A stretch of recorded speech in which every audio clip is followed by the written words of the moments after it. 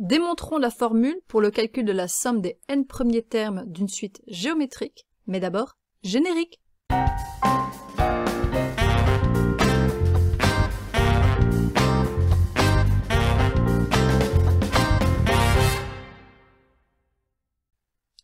On va donc démontrer que lorsque l'on calcule la somme des n premiers termes d'une suite géométrique, on obtient la formule Sn égale U1 fois 1 moins Q exposant n sur 1 moins Q.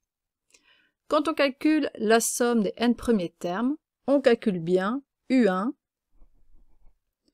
plus U2 plus U3 plus U4 jusqu'à UN, et donc je vais écrire avant les termes précédents UN-2 plus UN-1 plus UN.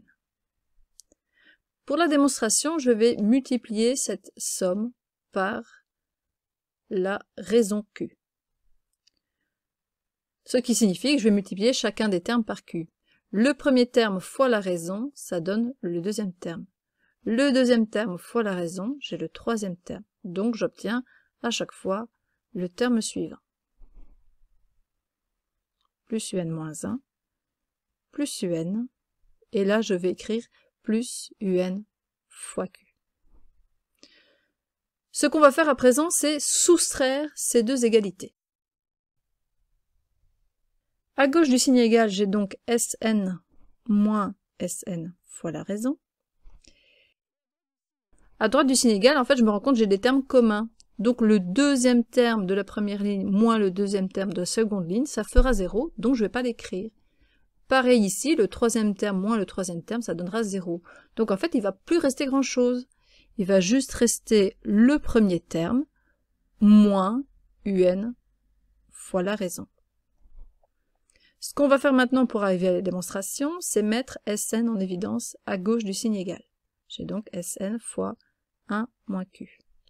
À droite du signe égal, je vais exprimer le fait que le nème terme, c'est le premier terme fois la raison exposant n-1.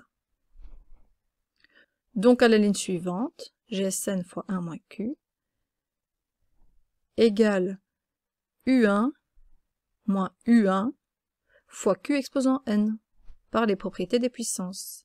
À droite du signe égal, je peux alors mettre U1 en évidence, 1 moins Q exposant n, je recopie à gauche. Et finalement, pour isoler Sn, on va diviser le membre de droite par 1 moins Q. Voilà pourquoi la somme des n premiers termes d'une suite géométrique, c'est bien U1 fois 1 moins Q exposant n, divisé par 1 moins Q.